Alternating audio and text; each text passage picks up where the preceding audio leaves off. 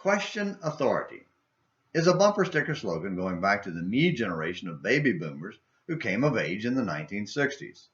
In those days, they began by protesting the Vietnam War, but soon challenged all aspects of authority. All political, social, and religious authority was to be questioned and often rejected out of hand.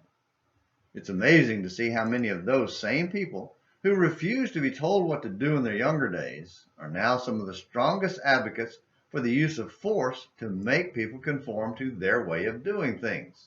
Many from the "don't tell me what to do" crowd of yesterday have become the "shut up and submit" chant leaders of today. 2 days ago, we noted the obedience of Asa and how it made a difference in Judah. In his time of need, he demonstrated an attitude of surrender to the will of God that extended beyond the moment of need.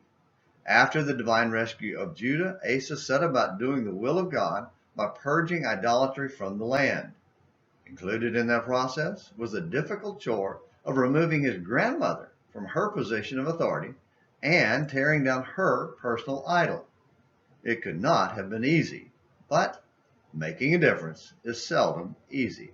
2 Chronicles 15. However, somewhere along the way, the submissive, do what God says king went in the opposite direction of today's baby boomers and began to question authority and turned into a don't tell me what to do king. We don't know why, but when another external attack arose 30 years later, Asa turned to human allies instead of God for deliverance. 2 Chronicles 16, verses 1 through 6.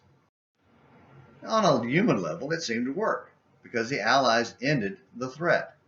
However, it was a huge mistake that allowed those human allies to become a threat to God's people. When God's prophet came to tell Asa it was a foolish decision with long-range consequences, Asa became furious and locked him up. He even lashed out at others who didn't support his decision. Even when he got ill, he refused to turn to God and died a bitter old man. 2 Chronicles 16, verses 7 through 14. Now there are 2 lessons for us. First, we must learn to turn to God in complete trust even during difficult times. Don't make the mistake of looking to human allies, social and political structures, to solve spiritual problems. Too many Christians today look to politics to solve societal ills. Whether we consider ourselves conservative or progressive, it is a mistake. It took me way too long to figure that one out. Now, we must question those who want to use authority to compel compliance. It's not God's way. Second, age is no excuse.